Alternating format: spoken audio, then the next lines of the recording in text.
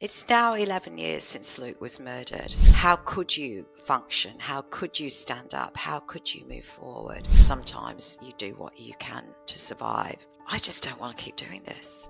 No matter what I do, no matter how busy I am, no matter how much energy I've put into everything I do to create change, I can never bring him back. Some people can't handle the intensity of your grief. Those lost connections are because I've lost Luke. You know, not everybody goes the distance with you. Don't Be Caught Dead, the show bringing stories of death back to life. Here's your host, Catherine Ashton.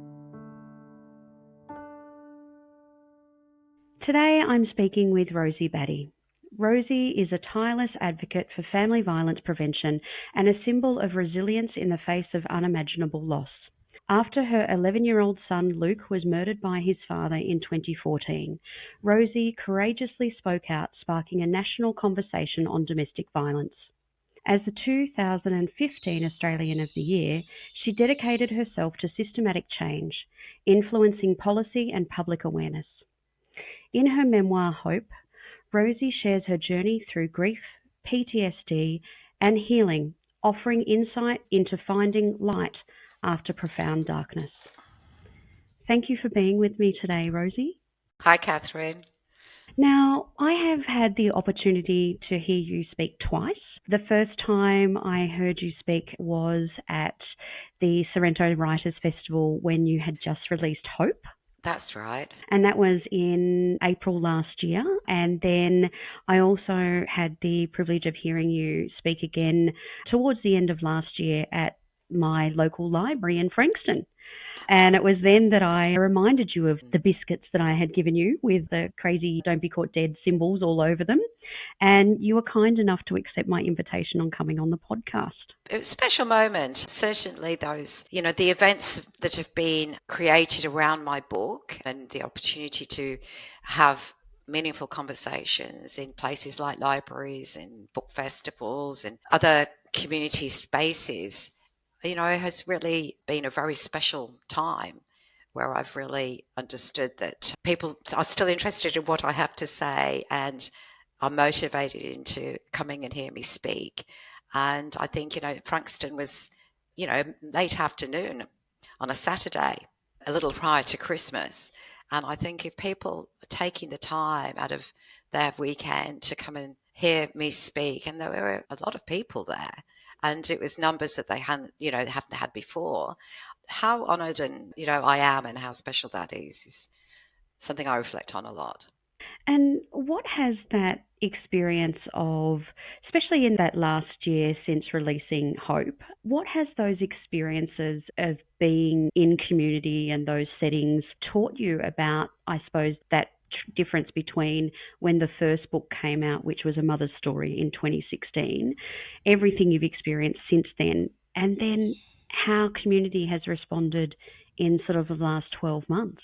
I think it's now 11 years since Luke was murdered. His anniversary is coming up very quickly.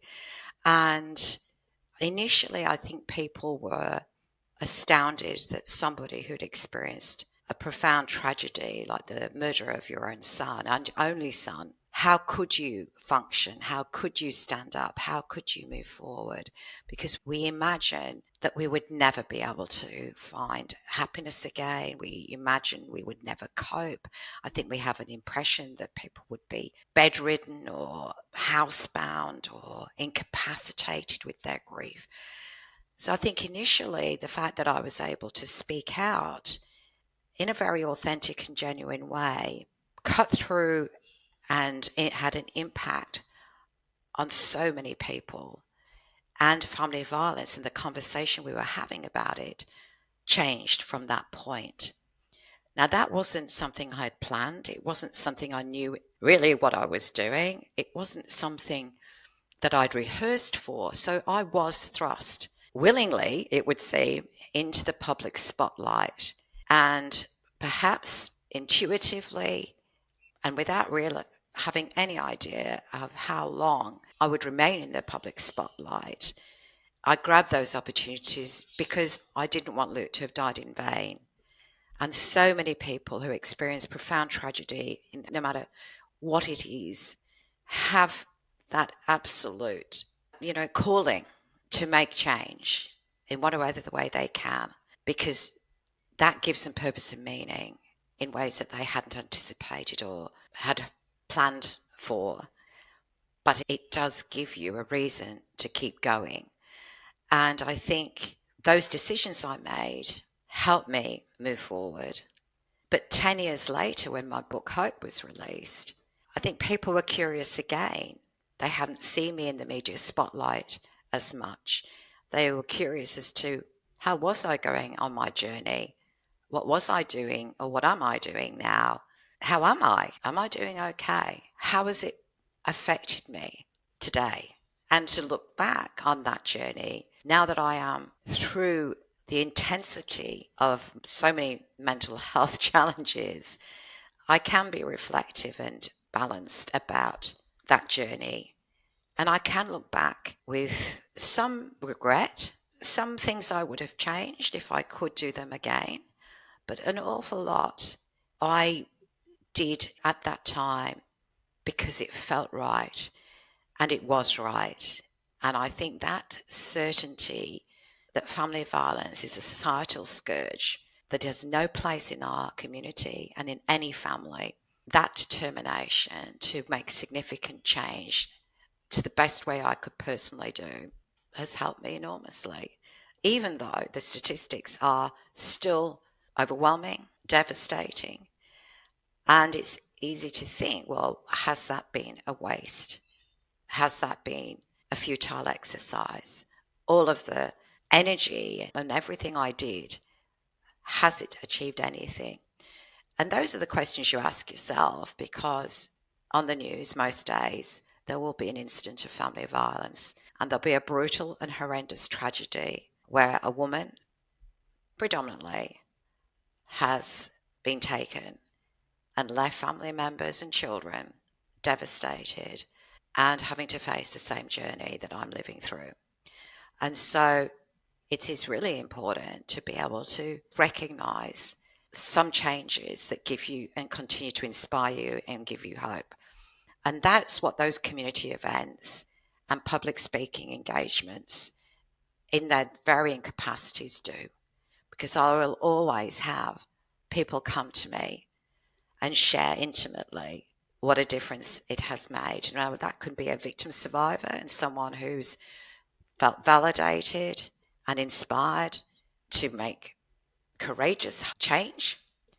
It can be someone who's experiencing childhood loss and sadness and grief that needed to hear my words. And I don't know what they take away. All I do know is in those conversations I have, as I'm reflective and, discovering more about myself each time, I have an opportunity to talk in this way, there is always this sharing and this real conversations we don't always have or have the opportunity to have. Sometimes it's too close and the people around us aren't comfortable, or we are more open with people we don't know, or the environment or the opportunity, we're just too busy and we don't make that time. So when we really engage in conversations that we have sparked our interest about a topic that we may be very immersed in at that point, or a part of our life journey that is really where we're really stuck, I know personally being able to articulate and talk to another human being and other human beings helps me process and progress. And that is my way. But other people don't have the words. It isn't their way.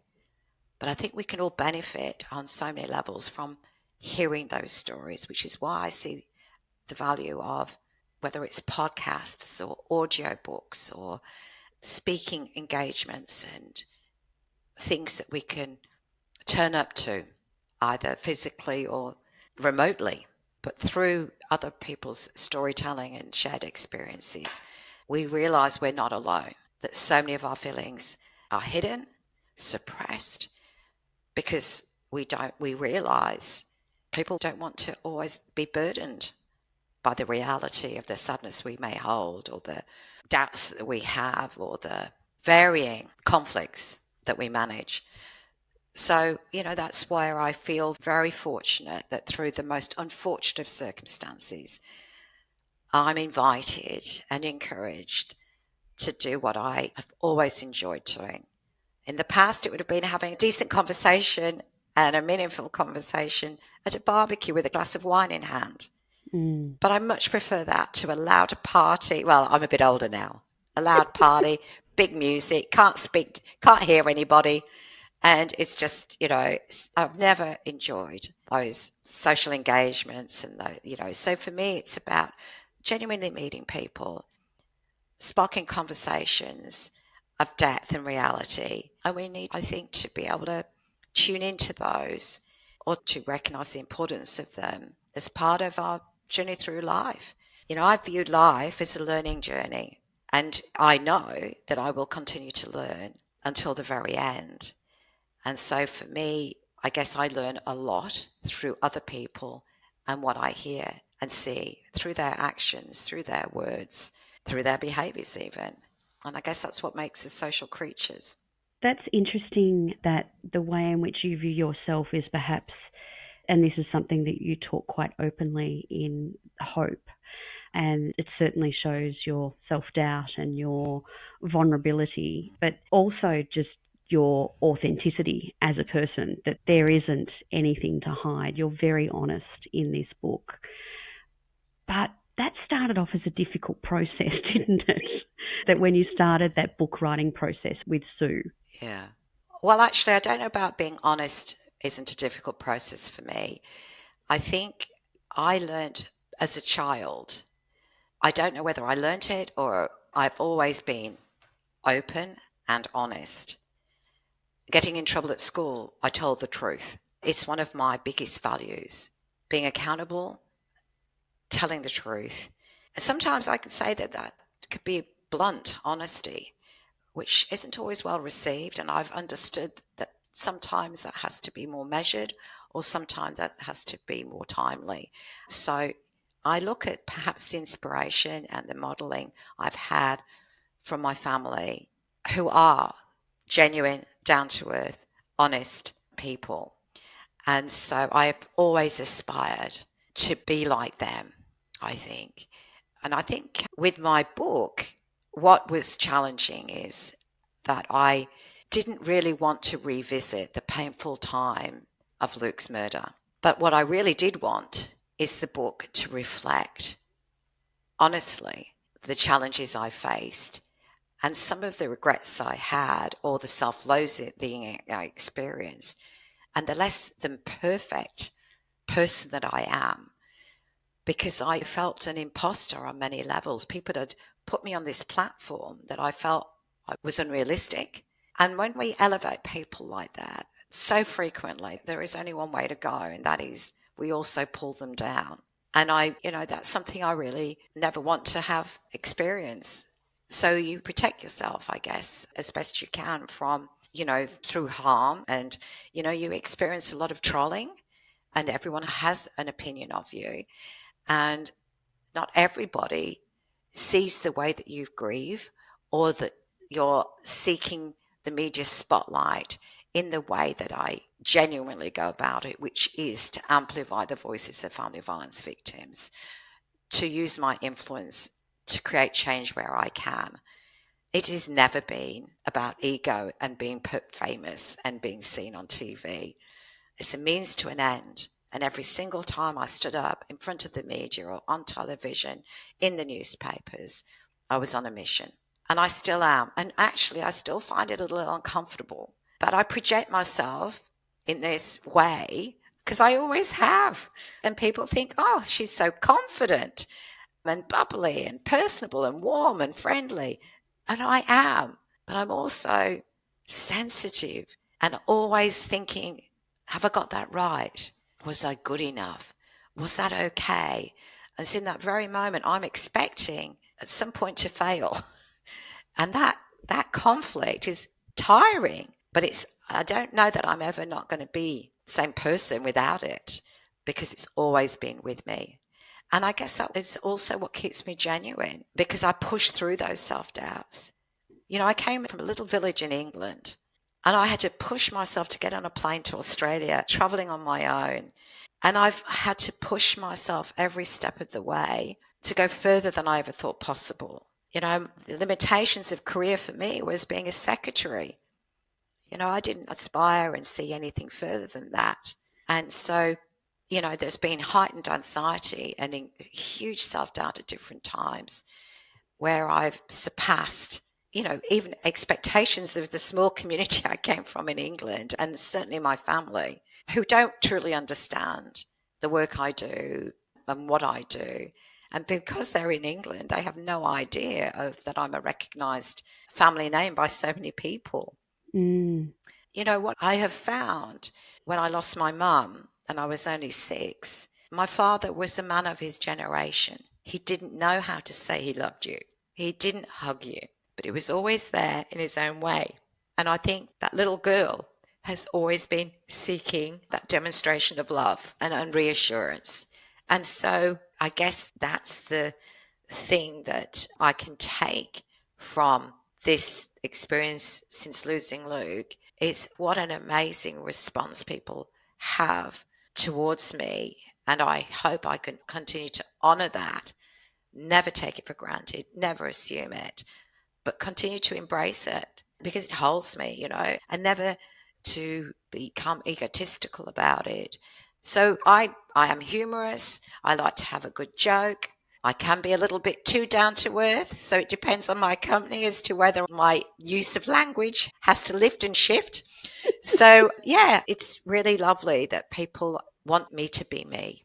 And Rosie, it's interesting that, in hindsight, it gives us 2020 vision to look at where we are now and what has led us to be who we are today. From my understanding, from what I've read, it appears that you were propelled. You had this purpose when Luke died. And I almost feel like you're sort of like in this whirlwind. It sort of reminds me of Dorothy in the tornado of the Wizard of Oz, that you're spinning and you're off, and you're off on this path that you really don't know where you're going to land. And at what point in time did your feet touch the ground and go, whoa? Well, I don't think they touched the ground and went, whoa, in that kind of way. I think hit a wall. I mean, ultimately, I can now look back and see that I was avoiding further pain of grief. I was experiencing as much pain as I could deal with. And in that pain, behind the scenes, I was drinking perhaps a bottle of red wine every night. I had taken up chain smoking again. Some of those health issues I sit with now because of the smoking. But it's very common for trauma-affected people to self-soothe through addiction. And that's something that I guess for the first 3 years or so, I would think, was a huge part of my coping strategy, an unhealthy one at that, but sometimes you do what you can to survive. I think being constantly busy with somewhere every other day, literally every other day, I was traveling somewhere, helped me avoid sitting alone without Luke in my home. And it gave me a reason and a purpose to keep going. And I went to Borneo, I think it was 3 years later. And when I came back, I was there for 4 weeks volunteering at an orangutan sanctuary to avoid Christmas, actually, but wasn't successful because I found they celebrated Christmas there and everyone was trying to make something of it. And I was like, oh, God. So what did it do? The one thing it tried like to get rid of. rubbing salt in the wound and making it worse because I was completely isolated. And anyway, when I got back, it was at the early start of the year. And again, the anniversary of Luke's death is, does affect you, even if you're not totally aware of it sitting there at that anniversary point. And I remember just looking at the year ahead thinking, I just don't want to keep doing this. Life is too hard. Life is too painful. I will never be free of this. I will always feel like this. And I remember looking at the year ahead and thinking, I don't want to keep going. It is too hard. No matter what I do, no matter how busy I am, no matter how much energy I've put into everything I do to create change, I can never bring it back. I can never reverse this. And I was in Sydney at one point sooner around that time, and I was traveling from one appointment to the next in this, busyness. And I pushed open a taxi door, and a bus came past and took it off its hinges. And I remember sitting there wondering whether I was relieved I was still alive or disappointed I was still alive. And I think that really helped me understand very deeply. I didn't seek to end my life through tablets and doing something irreversible, but I wanted to die. And I would have welcomed something happening to me. I was almost welcoming getting cancer or something. And, I now can see that was around 3 years. And perhaps people have that misconception that by then you're getting on with life, by then you're over the worst of the grief. And I think there's so many misconceptions. But one of them is how it has changed your life forever and how you have to find a way to not just recover from the grief, but part of that is to rebuild your life and what that looks like. And that's a journey that's individual and it's uniquely your own. And what works for me doesn't work for someone else. So what gives me purpose and meaning isn't the same for someone else. And not all of us have got that strength. And unfortunately, people do fall by the wayside. And I feel incredibly sad and sorry for older people who we never really appreciate the grief and loss that they feel, no matter what stage of life they're at, through losing their lifelong partner or their siblings and all the people they've ever known of their era and their time and the people they've outlived. And we expect people to just get old, get frail, and then be grateful for whatever life they're able to scratch around and find. And so, I'm aware that I'm so fortunate. I'm able-bodied, I'm healthy, I'm youthful enough. I have enough opportunity that I can reach out for support if I need it. I have at certain times gone to a counsellor and my doctor and people that know my journey and know me and have needed to help me at particular points. I also have friends, and I think this is where friends are really important, is some people can't handle the intensity of your grief. They don't expect you to have angry outbursts and unreasonable responses. Now, I can say that could be grief, that could be trauma, it could be anxiety, but all I know is that some of those disproportionate responses left me feeling with great self-loathing, regret, remorse, and some of those people have chosen to resist my apologies and not being able to find forgiveness or acceptance. And I think what has helped me come back to being who I am now are those people who saw me at my utmost vulnerable, my utmost broken, behaving in ways that I have still shame about. They held the space for me. They knew that was my pain. And that lifetime friendship or the relationship that we have could be family members, even some of my close working colleagues over those years. The fact that they are still with me, the fact that they are still my friends and colleagues and have helped me find myself again and shake off a lot of that regret, remorse, and self-loathing. And, that's where I think that people don't realize the pain. It is more than physical pain. It is a pain that takes up every part of your body. And so I now understand why people lose hope and feel that their only step is to end their life. I fully understand it. But I also know now, and I've always known, I will get through this. It will get easier. I will find moments of happiness again, moments of peace, satisfaction. And I can say now I also have moments of contentment. My personality, I don't think, allows me a constant state feeling those things. I don't know whether there is any human that does. No, I don't think there is really.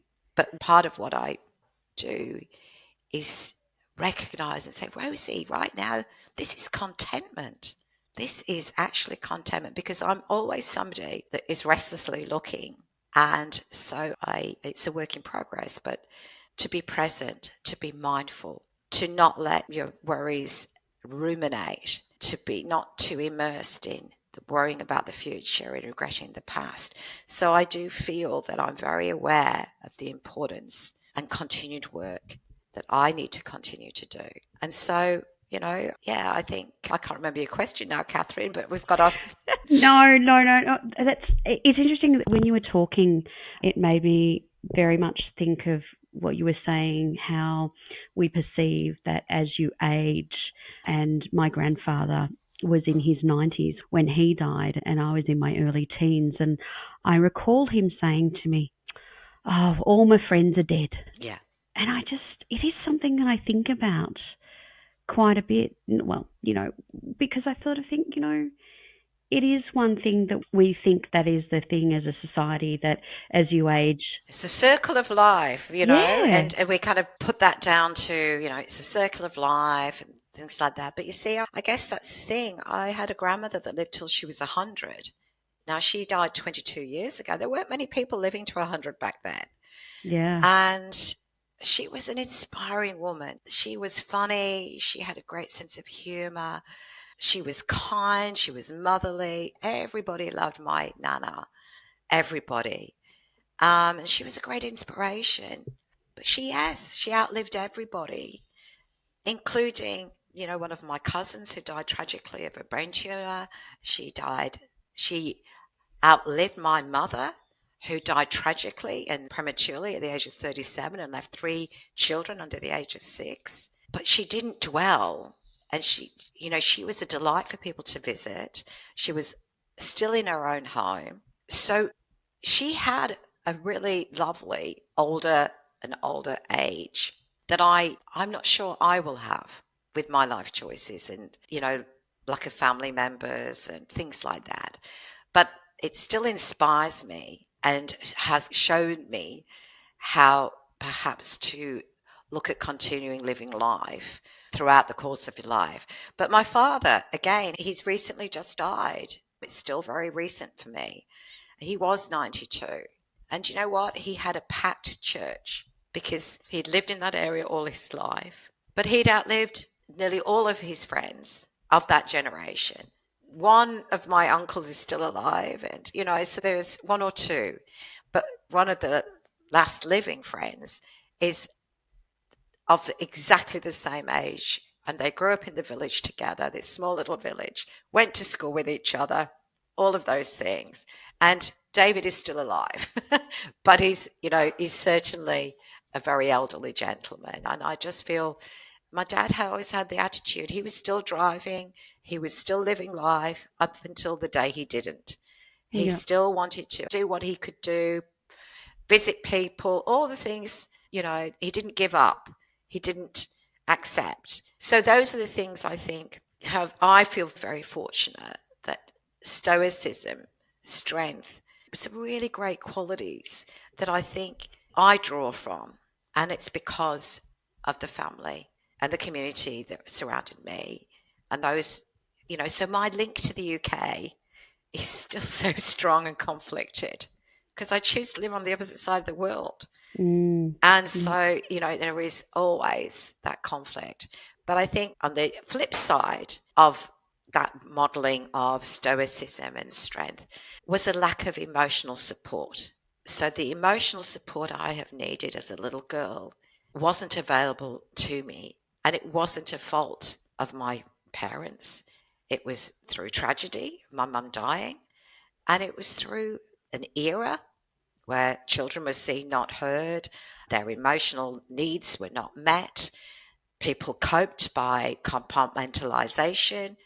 It's Yeah. through more recent eras that we understand counseling is a benefit, that being able to share vulnerability, but we still have to be cautious. We still worry about people's perception and stigma of mental health. We still don't openly talk about grief Or death.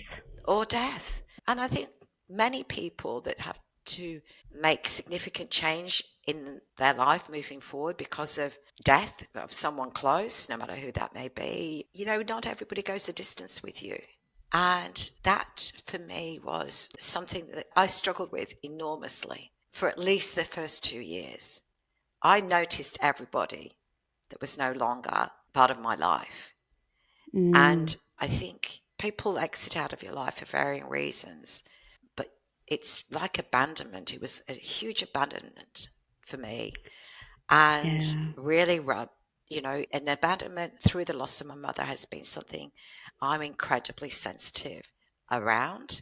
And I noticed that, and I realized that's for me to recognize. I realized that my connection to some of those people who I considered friends at the time was Luke. And what I have understood as I reflect back over the last 10 or 11 years, those lost connections are because I've lost Luke.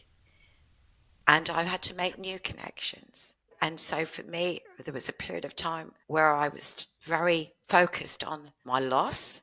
And now I recognize the wonderful new people who've come into my life, who I have relevance and connection with because we share the same passions. And whatever they may look like, there's a lot of commonality and shared appreciation of. And I realized that is life. And there was a poem, that friends can be a reason, a season, and a lifetime. Yeah. And I've realized that, yes, my situation was extreme. No one wanted to be me. No one would change places with me. But the journey of friendship and the complexities of family relations we're all navigating. And so I've realized that was an inevitable pathway. I had a lot in common with a lot of people through Luke because we were mums. Yeah. And that changed. I was no longer able to enjoy the camaraderie of being a mum with a small child. It was painful. And for them, there is perhaps guilt or awkwardness. But at the end of the day, people don't deliberately hurt you. But I think that removal and withdrawal, it's difficult. And Rosie, that's something that you certainly speak about in the book. And, how do you think that you would have liked people during that time to perhaps respond to you or just let you know? Because it's not the only story that I've heard where people have had someone die under either public circumstances or private, but people don't know how to support someone when they're grieving. And what would have you found would have been helpful for someone to have said to you at that stage? Oh, I think there was a lot of people helping me with my grieving in the tragedy of it. I had people from the Salvation Army making sure I had toilet rolls, cooked meals, absolute enormous community kindness. I had people coming from everywhere. I had so many flowers for months that I couldn't fit them in the house. They were down the drive, they were around my garden. I had letters and cards and gifts sent to me from across Australia. Elderly men and women, young people. That went on for months. Absolutely hundreds of pieces of correspondence, not knowing where to send them to. Just Rosie tie-up, cricket club, any of those things. My house was full of people coming together in their pain and shock and disbelief. And school communities that we were connecting to, everything that we were connected into were so much part of that. And it was an incredible experience that I think shows the best of humanity. But the journey is a long one. And unfortunately, it is something to do with yourself in recognizing the hole and the void that you are left with is too big for anyone to fill. But it's painful when you see people moving on in their life. And the anger that you can sometimes feel is your anger, but they're not doing anything wrong. because they still feel very sad, very sorry. They still feel those things. But I realized that one of my neighbors, and she said, every night I look out at the moon and I think of Luke. I will always remember him, Rosie. And I thought, you see, Rosie, people might not tell you every day, but in their own way, at particular moments, no matter what they look like, they will always remember him. And so, because you don't see them joining you for a fundraiser or knocking on your door every 5 minutes or, including you in things that you perhaps had hoped that you might get included in and feeling left out. These are a lot of your own very real feelings. But I think it was for me to recognize that no one out of Luke's circle of friends, all those kids and their parents and the community at large will ever forget what happened to Luke and who Luke was. And even now, there will be somebody at some point I will bump into that will remind me their child was at school at the same time as Luke. And they, so for quite a long time, I was really desperate to have evidence that Luke had not been forgotten. And it has taken some time to realize that my life and how I rebuild my life is a journey only I can take. And yes, I need to know that I'm loved. I need to know that I'm supported. I would hate to think that I had to do this alone.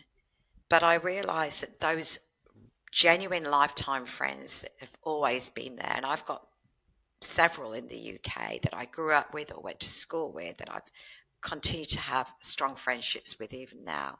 I've got a great family, even though they live in the UK, who I know, no matter what I need in support, will always be there for me. They may not understand my emotions at times, but I know unequivocally they will never see me in trouble without stepping in to help in whatever way they can.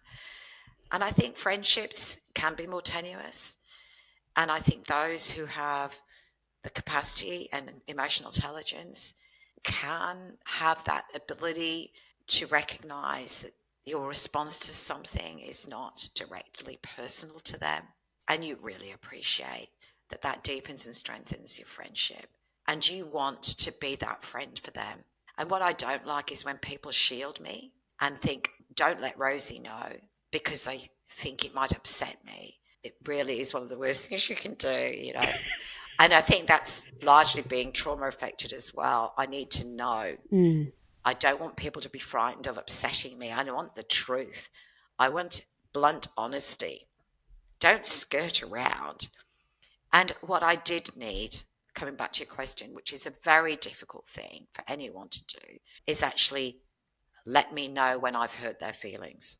To actually say to me, Rosie, that has really hurt me. Or I don't know whether you realize how that is making people feel. And to be honest enough, because sometimes through your pain, you don't realize you're hurting other people. And it's not what you set out to do, but you feel like the pain that you have inside is visible to those on the outside. And I think as we are able to forgive, make allowances, and not respond and react, but I think there is a time also where that may need to be acknowledged, that there is something that actually needs to be recognized. And what I think is very difficult is for people to be honest and they remove themselves because either they see that as a personal attack on them, that they feel hurt by, and that the intensity of the grief is triggering their own stuff and is frightening to them, or it's intimidating to them, or it's overwhelming them. And quite frankly, some people don't need that in their lives. They may be going through a vulnerable time. They may have their own life pressures. They may be having their own relationship breakdowns, and they may need to put their own boundaries in place because right then and there and for a period of time, they can't be available to you. But I think the trouble is, Catherine, people aren't able to feel they can be honest because they feel like that is perhaps going to be too hurtful. And so some of those people have come back into my life, and I've been able to understand through my own reflections and without talking too deeply to these people that they were going through their own stuff. And they were. But their exit out of my life and the door that they shut was really hurtful at the time because I didn't know what I'd done wrong, but I sensed there was something. And so now that those friendships are in, but the degree of trust is no longer there. But it's found a friendship that is comfortable and kind and enough. So I think it's often we are either to actually be able to be really honest is not easy. And I think we all struggle with that. Whether we don't want to be confronted, whether we fear the response of that person, whether it's you expect them to be angry or burst into tears and be devastatingly sad. And I feel like we are very closed to allowing people to be angry. And it's a very difficult because some of us have been, anger is a response that we kind of have perhaps comes from our childhood as well. I think it also has a bit to do with that people don't really understand grief and what shape and form grief can come in, and it can be ugly at times. I think that's a huge point. We don't, but I think it's all human emotion. We are uncomfortable with sadness. We're uncomfortable with genuine loss because if it's a feeling of disappointment, sadness, we are too readily misinterpreting that as something abnormal. And, depression can be abnormal, in its way of lingering, and we can be incredibly vulnerable to it. And there's lots of complexities around depression we'll not minimize. But it's also something that's telling us that we need to address in our lives. And I think those courageous steps courageous. It is courageous, really, to kind of go deep within and say, what is going on in my life that is making me, anxious or sad or, all of these things, because the changes we need to perhaps look at are overwhelming, or we're unsure, or we're just uncomfortable. We don't want to go there. So for me, I do feel that we don't understand grief. And I do feel that we want people to be coping rather than not. And also within an expected timeline, there's a perceived timeline of how long that should go. So I can still remember one of my dearest friends who I reacted angrily about something that happened several months later. It was in the first 12 months, it was 9 months later, and it was approaching Luke's coronial inquest. And I had recently had bunion surgery, so I was kind of incapacitated and was crutch bound and all of these things. Anyway, either way, there was something that happened and I was really angry. And there was another situation where I was really angry when I was on holiday with relatives. And again, it was a traumatic response to something. And each of those people that are related to me, either, genuine relationships or really lifetime friends, each of them had said she should be over it by now, or her behaviour, which is the same thing, really.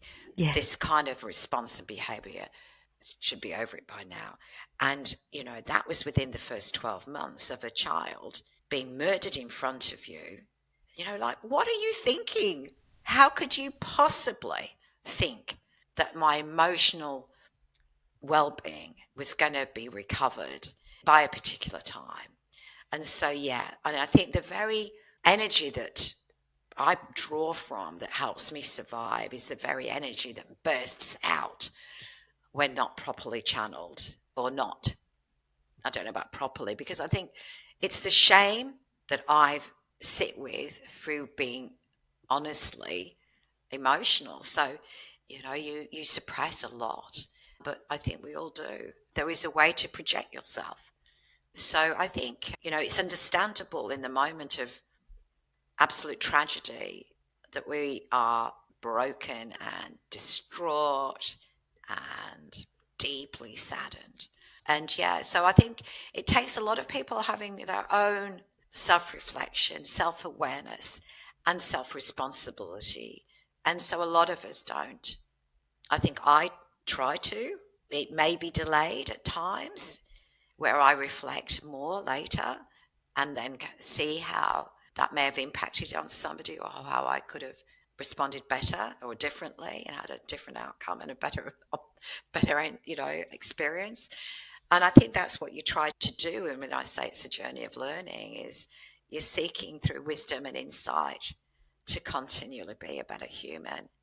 And I will never be the perfect human I want to be.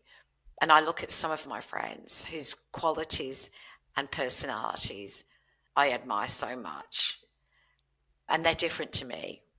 And I think in the same way that they see me and they admire me in ways that I don't see in myself, So I think friendship is tested, relationships are tested, family relationships and dynamics are tested. And yeah, talking about death, people will say, oh, they'll try. People will try, and even through the experience of my dad dying, to soften it, to come up with some kind of more palatable language, or you just soften it. And you go, well, actually, sometimes it is as it is. So how do you respond to somebody? And I remember somebody saying to me at the very time, years ago, I just don't know what to say. And I say, isn't that the perfect thing? I don't know what to say. I'm just so sorry. Or I'm just here for you. And so sometimes there are no words. Sometimes there isn't anything to say. But the very fact that you've shown up, the very fact that you keep weathering the storm, and that's the thing for me, is all the activity that happened at the time of Luke's murder. But he has a cricket match that's in honour of him each year in Tayab, that the Victorian police have a team, and so they do this match in honour of Luke. And I always feel conflicted because I see how thoughtful that is of the police and the local cricket club wanting to do something in memory of Luke, not just Luke, but for family violence. But I'm always anxious and nervous about whether anyone will turn up. And sometimes the people that I had thought would just don't. And the people that I don't expect do. And so I see that as just a reflection of they still remember Luke in their own private way. And he will always be, there will always be a sadness in their heart about what happened to him. And he won't be forgotten. So life keeps going on as you question your friendships. And sometimes you just have to accept they've run their course. It's interesting what you were just saying there, Rosie, in relation to what you'd said at one stage about what people can say to you and just sort of saying, I don't know what to say. I recall you saying that, and I think it may have been at the Sorrento Writers Festival, and that is something that I have said to other people since. Really? The best thing you can say is, I don't know what to say, because it's bloody better than any cliche you can come up with or any really bad way of trying to soften a situation when unfortunately you can't. You can't. And also if someone tears up or if someone breaks down, it's okay. People are frightened to death of upsetting you, and that pity is wearing, and it's reminds you all the time that something is wrong with you and your situation is pitiful and nobody wants to be you. And it's, my journey has been quite a weird one to navigate on many levels, to be admired and yet no one wants to be in your situation. But after such a period of time, I've navigated it and I'm okay with where I am and how it's turned out. But it's not always easy because I fear people's judgment, and I'm very conscious when I walk my dogs or I'm out locally, that I want to be someone that is projecting myself as I normally would. I'm mindful about not being rude to people. I don't want to be rude to somebody in a supermarket because I'm impatient in being in the queue, whatever, because I realize just how you can affect people. And, I can be that harsh person if I'm under pressure and I'm stressed. I can be very direct. And I realize that's not who I like to be. And there are times where you need to be that. But I guess because I'm now in a more balanced state of being, I can hold myself in check if I'm irritated or impatient. And I try to ensure that I have strategies in place to be more that person than the person that comes out of a box I don't want to be seen as. So, isn't that life and who we are? We have our strong points and our good points, and we have the other side of ourselves, no matter what that looks like, that are challenging. And we see in others what we perhaps lack in ourselves or feel that we lack in ourselves, whether that's extroversion or articulation or, I just really admire people who are calm and composed Even keeled, yeah. and yes, oh gosh, I would give spades to be that person. Yeah. And also people with, you know, fantastic writing skills. I mean, mine are good enough, but that's not my strength. You've done so much self-analysis, Rosie. It's exhausting, isn't it? Yes. Try being in my shoes. It's exhausting. But you really have. Yeah. And so much personal growth and understanding. And most people never get to actually be able to have or develop the hindsight that you've been able to develop through. Do you think the process of writing and storytelling has helped with that? Oh, I am sure it has. But also, I'm in my 60s. And how many people do we listen to who are older when they have so much life experience and stories to share and tell and experiences of life that we can learn from? How dismissive are we in our young arrogance? And I feel so fortunate that I am seen as somebody that's got wisdom to share and insight to be shared and experience to learn from. Because that's how I keep learning, about myself from others. I feel very fortunate that even though I'm a woman in my 60s, I still have a voice. And I don't expect that to change anytime soon. And I wouldn't want it to, Rosie. You've got to keep that, the ageism is alive and well. And I do think we do have a lot to learn from people who've seen a lot, experienced a lot, because how else do we really truly understand unless we've walked in those shoes, been on that journey? And as different as it is for each of us, not one of us goes through life without loss, without pain, without grief, without death.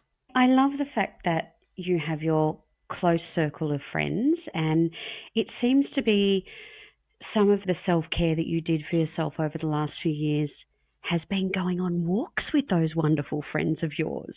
Tell me, what other self-care activities or what are the sort of things that you do for yourself with everything you've been through? Look, I think, again, everybody's different, but I grew up on a farm when I was a little girl and lost my mum. And I've always known, being that little girl, I have wanted animals to nurture in my life. And, it started off when I was little, having lots of rabbits that kept breeding quite out of control. As rabbits do. As rabbits tend to do. Now, I have many of those in my paddock, and because they're actually in plague proportions here in Australia, but certainly I don't need any as pets. But dogs have always been a real friend, companion, family to me. So they get me up every day. Walking them every day gives me joy. My connections are now no longer as a mother of a child, but they're a mother of dogs, as we have doggy conversations with the fellow dog walkers that you see around and about. I also live on property, and I have perhaps made sure that I have the animals my father would never let me have when I did live on the farm. And that is, I have 2 donkeys, I have a goat, and recently my purchase was 2 young heifers, Oh. Dougal and Dexter. I have not had cows before. So that's a new experience for me. But I guess what you would say is I've always had a menagerie of animals. And sometimes I wonder why, because there's lots of extra work and cost associated, but it's just part of my everyday. But the thing that, friends are really important to me. I love going to the theatre. I love food and nice wine and social interaction and engagement. But I also like my own space. So I do need that balance. So I work as hard as I can because I am that single person to generate opportunities to go out and be social. Because if I don't, I could spend a lot of my own time on my own. And Mm. as much as I like that, I do feel that it can be a little detrimental if you are feeling a little bit vulnerable or sensitive. You can easily slip into a lot of ruminating and all that self-talk that goes on. So I try to keep connected with people, doing things I enjoy, make me laugh, make me cry, make me happy. But it's also important, I think, to have something to look forward to.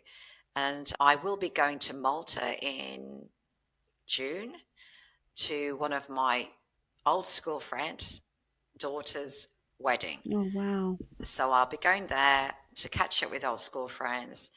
Otherwise, I perhaps wouldn't visit Malta potentially. So I travel as I can afford to. And of more recent years, I've tried to do trips that are trekking holidays. And, that's been in the UK, so I can visit family and friends at the same time.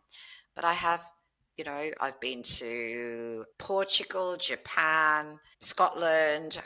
I've done a lot of walking holidays, which are physically challenging. And I think that physical challenge in amazing, beautiful scenery has been a significant shift in my recovery journey. It was incredibly difficult to push through some really challenging scenery physically, and that physical challenge was enough, I think, for you to kind of draw safely from Mm. to give you the will to continue to keep moving and getting better. So I have always had an interest in walking, and I went trekking in Nepal before I had Luke. But obviously, having a small child, there's a lot of things you can no longer afford to do, or have the time to do, or the opportunity to do. So I continue to seek adventure if I can. And what can that look like? I'm not as ambitious and as risk taken as I was in my younger years, I will say, but I still have an appetite to continue to explore and do other walking holidays into the future. And Rosie, when we're looking forward, what does the next, say, 12 months, 3 years, 5 years look like for you? I've possibly always been that person that goes along not knowing. And I think what I was actually this morning before we spoke, I was just thinking that I started this year with greater anticipation than I did last year. Last year, I experienced a lot of really positive things, but was really nervous about the year ahead. What income I was going to generate to pay my bills and financial security and superannuation contributions. So I've kind of looked at what do I need to put in place to have more financial security. And so I feel that I also did that last year. And this year, I think there's an anticipation now because it's just the start of the year at this point, or it's kind of motoring along a bit, isn't it? I'm feeling there is more ahead of me that I would like to be open to explore and not let my self doubt and own self imposed limitations stop me or prevent me from working out what that looks like. And so I feel that is this year, is stepping back into and doing, yeah, stepping back. How I said earlier, all my changes I pushed through because of self-doubt. Well, Mm. I think last year was me really consolidating and taking stock and safely extending myself. And I think I'm ready to perhaps look at, well, maybe there's more, But what that more looks like will be a little bit more of the same. But I think there is something that I can't quite see yet that I will be exploring. That doesn't give you a very straight answer, does it? No, but I love it. I love the fact that you recognize that there is opportunities, but you're looking at them with curiosity and you're willing to kind of, Yeah. And I think part of that was a reflection on a dream I had last night. I don't always remember my dreams, but there was something that I just have a little bit of a memory of. And that was I was running and jumping. And I think it was part of walking because sometimes you have to jump across a creek or kind of maneuver across stepping stones.